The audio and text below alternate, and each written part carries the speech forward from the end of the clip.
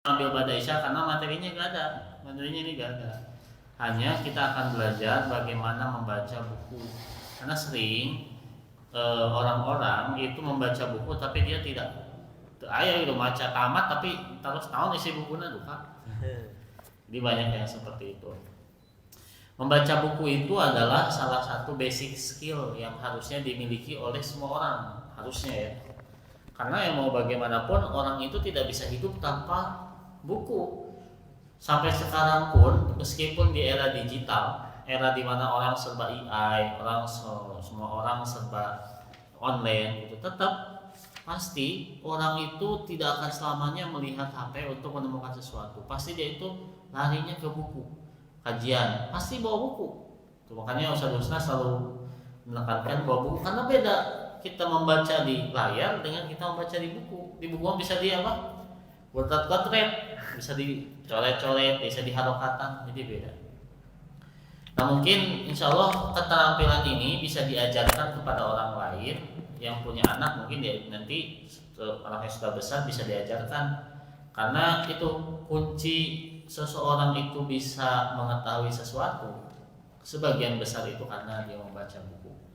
Namun problemnya adalah banyak orang yang tidak membaca buku, banyak orang yang membaca buku tapi dia tidak paham apa yang dia baca.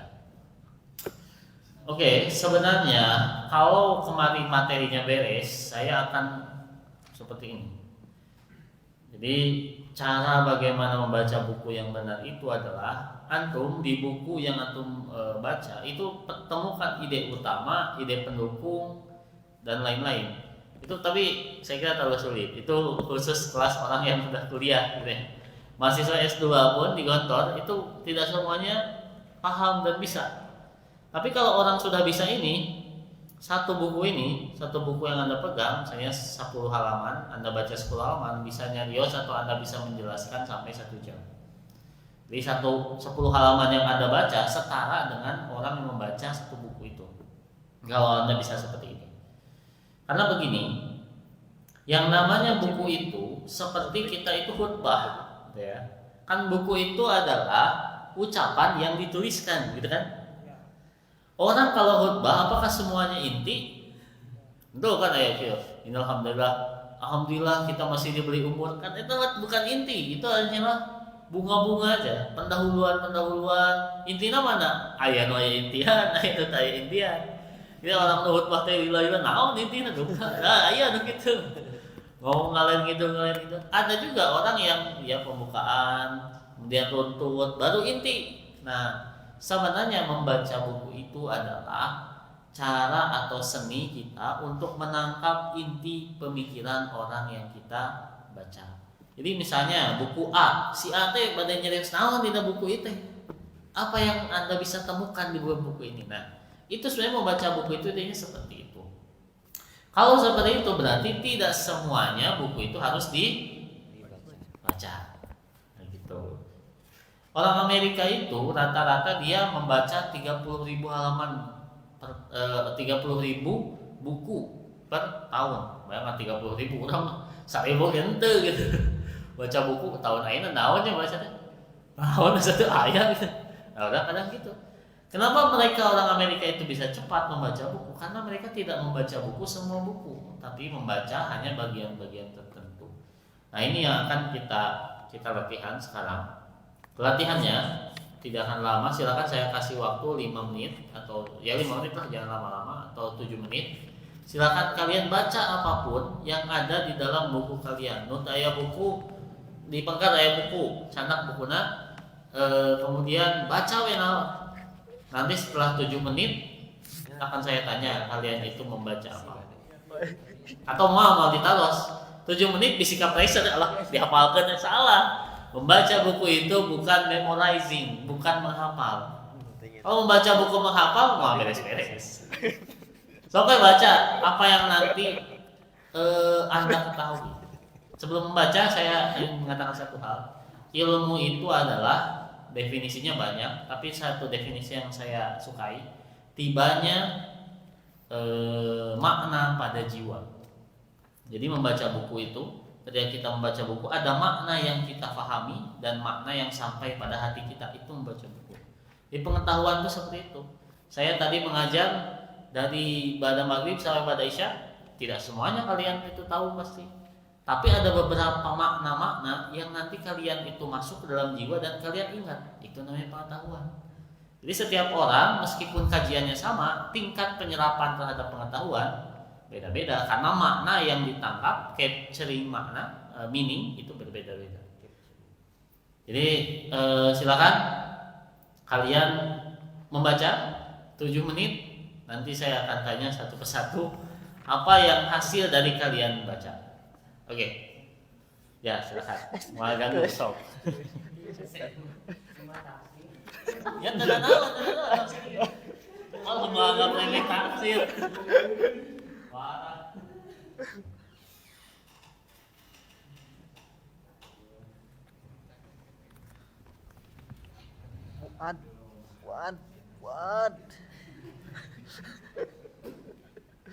Fuad bin Abdul Aziz.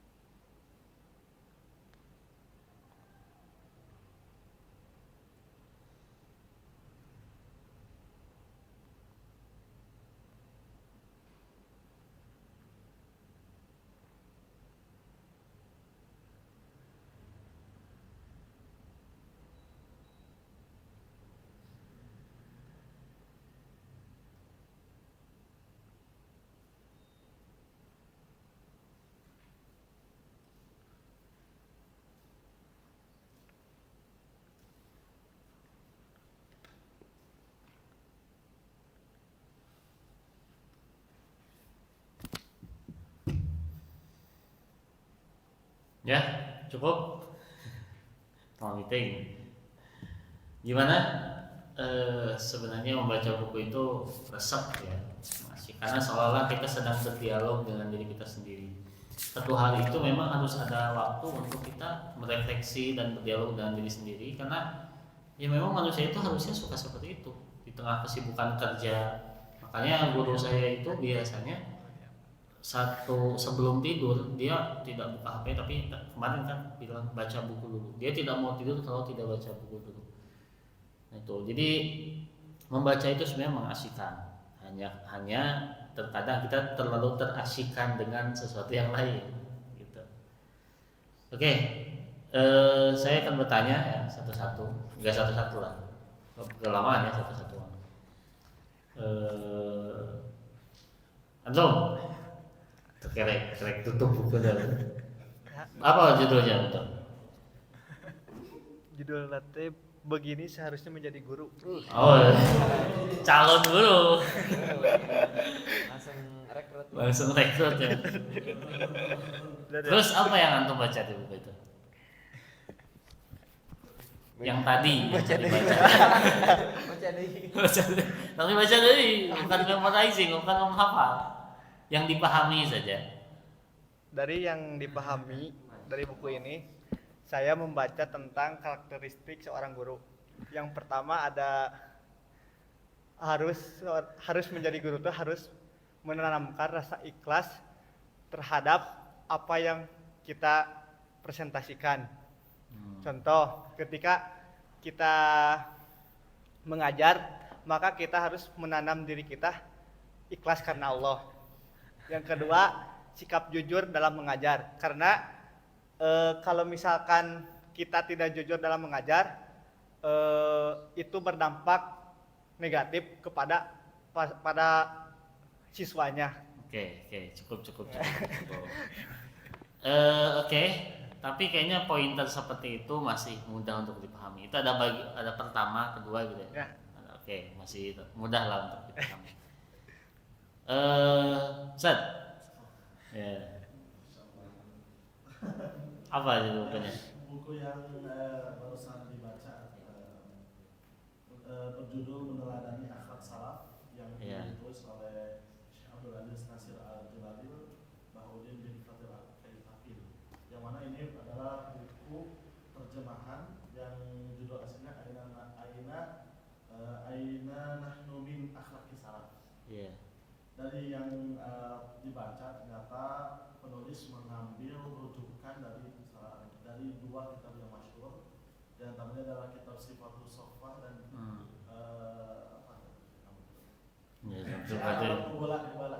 Syiar Al-Mubala. Sehingga terbesit penulis untuk menyusun kitab ini tidak lain adalah melihat bagaimana para dai di dalam syiar dan sebagainya itu memang banyak sekali mereka berdakwah dengan metode atau manhaj salaf. Tapi inti dari salaf itu adalah mengikuti setiap perilaku dan juga akhlak para salafus saleh. Sehingga beliau menuliskan di antara poin-poin atau asal-asal kisah-kisah para salafus saleh yang bisa diteladani oleh para pembaca, sehingga mereka bisa mengamalkan syiar dakwah ini dengan mengikuti setiap akhlak-akhlak para salafus saleh. Salah satunya tadi menyembunyikan suatu amal untuk menutupi atau menghilangkan daripada rasa riya. Yang antum baca itu tadi pendahuluannya atau yang tadi akhlak riya itu? Ya, akhlak riya ada. Yang terakhir. Pendahuluan akhlak riya, kemudian di halaman belakang. Oh, bisa ngajelaskan. Jadi baca pendahuluan, belakang, terus akhlak riya. Satu bab, kemudian akhir. Oh iya. Oke, nanti ada beberapa masukan ya. Terakhir saya, dua lagi. Putra ditunjuk? Ya, Putra. Cilang-cilang wae tuh. Putra. Ya, Putra. Nah, bukan apa? Kenapa misteri umur 60 tahun? Wah. Oke, gimana? Yang dibaca itu kenapa harus 60? Jadi Kenapa 60? 60 teh menjadi batas umur manusia karena usia Karena karena usia 60 dekat dengan kematian. Itu. kamu baca bukan mengambil kesimpulan. Ah, kacau tuh. Aduh, sana namanya? Enggak. Zaid hari Kamis imaman ya. Anu ada di list Ustaz Cahlina. Besok Iqbal. Buku yang saya baca adalah Al-Yaum An-Nabawi, keseharian Rasulullah SAW. Dan ditulis oleh Dr. Abdul Wahab bin Nasir Turairi. Yang tadi saya baca terkait dari mulai bangun tidur Rasulullah sampai ke salat subuh.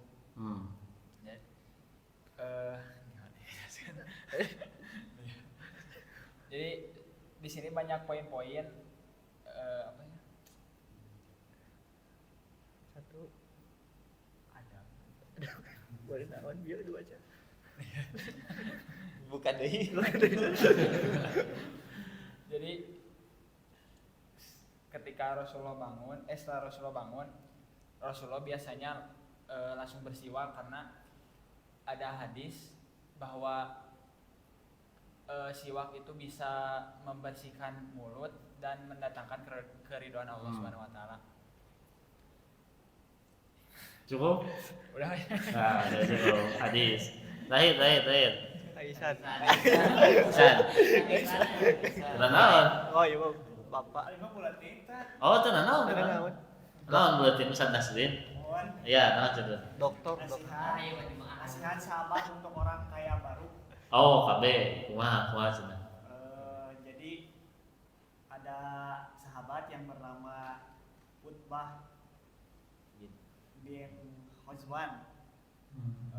Beliau mengingatkan kita bahwa dunia yang kita diami ini telah mengumumkan bahwa dunia akan musnah dan pergi secara cepat, dan intinya bahwa orang-orang kaya baru sampai zaman sekarang pun masih relevan. Jadi si nasihatnya itu jangan merasa bahwa apa yang kita dapat ini murni atas kerja keras kita sendiri, tanpa ada campur tangan anugerah dari Allah Subhanahu wa taala. Harus mengingat bahwa dunia, kesuksesan apapun di dunia akan kita tinggalkan, dan akhirnya harta itu apakah jadi di surga atau di neraka. Dan neraka itu kalaulah kita tahu bahwa jika batu dilemparkan dari bibir neraka sampai ke dasar itu 70 tahun baru sampai ke dasar, dan itu gambaran sangat ngerinya neraka ya, dan gambaran bahwa harta yang selamat sampai ke surga itu bahwa luasnya surga dari dua daun pintu, satu pintu ke pintu yang lain itu 40 tahun dengan berkuda. Ya, sangat ada luas hadisnya. gitu intinya. Itu ada hadisnya di Ustaz Nas itu. Iya. Ada hadisnya atau antum baca dari buku yang lain? Ada di ada sini, cuman yang saya tangkap itu Iya, karena bagus. kan Hadis. ya. Oke. Coba ada yang bukunya rada berat. Agak berat. Itu ada bukunya. Dukun hitam, dukun putih. Dat kalkulus. Kalkulus. Itu kan kita atas ya kalkulus. Kalkulus. Fikih uang. Nah, coba Ki. Oh. Jadi, Eta masih mudah sebenarnya, masih mudah dipahami. Nggak bisa diamalkan. Dan wah, kalau berat pribadi itu tuh. Oke, karena keterbatasan waktu ya. Yang saya tangkap sederhana saja, yang saya tangkap dari beberapa tadi penjelasan itu bisa menjelaskan karena memang dipersiapkan. Jadi dipersiapkan.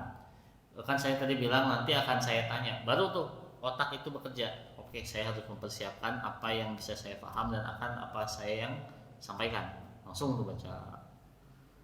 Nah, sebenarnya kalau setiap kali kita membaca itu seperti itu bagus, tapi rata-rata kan kita tuh gitu. Membaca itu ya udah baca. Dan 7 menit, 10 menit pertama kita bisa konsen.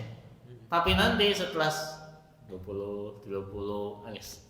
Asal buka halaman itu yang pertama. Yang kedua, buku yang dibaca itu masih tema yang mudah untuk dipahami, tidak masalah. Nah, tapi nanti akan kesulitan ketika membaca buku yang mungkin agak lebih berat. Seperti yang banyak, apa itu buku yang lebih berat? Buku yang lebih berat itu adalah banyak penjelasan dan banyak teori-teori. Misalnya teori ini, nah itu agak berat. Karena kita harus memahami sesuatu. Kalau itu masih agak gampang. Tidak masalah, tapi misalnya akhlak para ulama, kan langsung kita tidak perlu berpikir terlalu dalam ya. Misalnya akhlak para ulama itu seperti ini bersiwak. Oh, jadi kan ada sesuatu yang berat. Nah, itu yang kedua. Yang ketiga, membaca itu bukan, sekali lagi, bukan menghafal, tapi menganalisis. Saya dari tadi sebenarnya nunggu penjelasan antum yang dikaitkan dengan pengetahuan yang lain. Itu misalnya antum menjelaskan di dalam buku ini menjelaskan begini. Tapi sepertinya Ustaz, saya itu dulu pernah juga membaca buku yang lain, yaitu ini, juga sama menjelaskan seperti itu. Nah, atau itu seperti itu ya, atau seperti ini. Di dalam buku ini itu menjelaskan begini. Tapi yang jadi pertanyaan adalah kenapa ya kok buku ini itu tidak berbicara seperti itu? Atau kalau fikih, buku ini menjelaskan begini. Tapi yang menjadi pertanyaan, kumaha lamun kieu? Nah, jadi setiap kesimpulan itu selalu memunculkan pertanyaan. Orang bertanya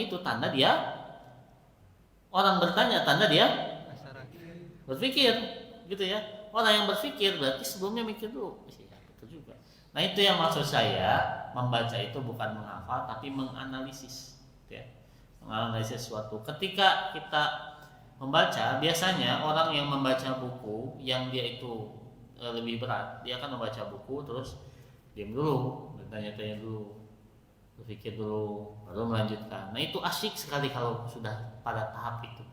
Karena seolah kita sedang ngobrol dengan diri kita sendiri, gitu. Tapi tidak masalah, karena ada 2 tipe orang membaca. Pertama, untuk menikmati bacaannya, seperti membaca novel. Membaca novel kan, siapa di sini yang suka baca novel? Gak ada ya? Oh, soleh-soleh baca Quran nunggu ya baca. Atau membaca kisah-kisah para ulama, kisah Rasul.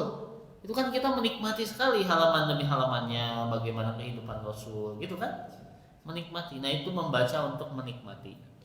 Biasanya tadi adab, kemudian cara menjadi guru, bukan cara menjadi guru. Itu abi terang eta naon dukun hitam dukun putih. Naon ada buku naon? Menjelaskan ini mah terkadang kan seseorang yang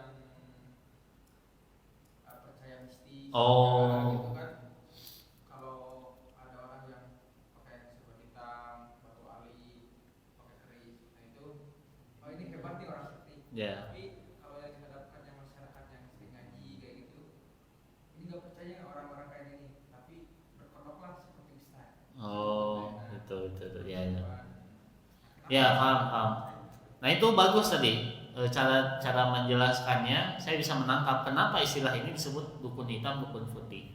Karena ada dukun hitam yang dia berbalut agama, sebenarnya masih tetap dukun gitu, tapi dia berbalut agama seolah-olah dia merubah pakaiannya dari yang hitam menjadi putih, karena putih itu adalah simbol agama gitu. Nah, seperti itu. Saya yang tidak membacanya bisa menyimpulkan seperti itu. Nah, itu bagus itu. Nah, ketika Anda menjelaskan sesuatu, ketika membaca buku menjelaskan sesuatu itu jangan menjelaskan saja apa yang ada dalam buku, tapi dialih bahasakan dengan bahasa antum, bahkan kalau bisa dibandingkan dengan pengetahuan antum yang lain, jadilah pengetahuan yang baru.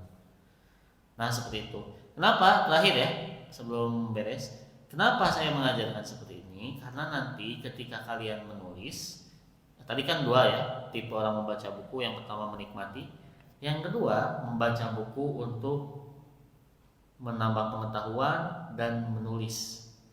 Nah kita akan belajar nanti ini, karena saya tekankan 1 tahun ini semoga kalian bisa menghasilkan tulisan, dan tulisan ini dicetak lah, minimal kalau tidak dijual itu disimpan aja di sini atau buat kalian sendiri. Tuh, untuk menunjukkan lulus dari pesantren mahasiswa itu ada karya, selain tahfidz, selain apa, ada karya sesuatu, yaitu buku itu. Ya bukunya nanti temanya macam-macam, ya tema tentang akhir zaman, terus tema guru, terserah. Tapi kan sebelum menulis itu kalian harus membaca dulu. Nah saya harapnya seperti itu, pesantren mahasiswa bisa mengeluarkan karya yang nanti bisa ditunjukkan kepada para jamaah ini mahasiswa itu. Nah itu yang kedua ya, membaca untuk menulis. Nah, membaca untuk menulis itu agak beda lagi dengan menikmati, karena harus berpikir sambil membaca sambil berpikir. Oke, itu saja mungkin ya yang bisa disampaikan. Minggu depan kita akan sebenarnya ada beberapa tahapan lagi ya untuk belajar membaca. Karena waktunya sederhana, kita akan langsung belajar menulis. Tapi menulisnya itu menulis paragraf. Saya yakin banyak yang salah gitu ya. Menulis paragraf satu paragraf. Tidak perlu susah-susah. Terserah tema dan nanti insya Allah kita akan belajar di minggu depan. Karena tulisan itu berasal dari paragraf gitu ya. Kumpulan satu paragraf. Jadi ya tulisan. Kalau paragrafnya belum betul, berarti nanti akan kesusahan untuk menulis. Itu mungkin yang bisa disampaikan. Silakan sambil menunggu bahasa Arab, maka terlebih dahulu. Assalamualaikum warahmatullahi wabarakatuh. Waalaikumsalam. Ya.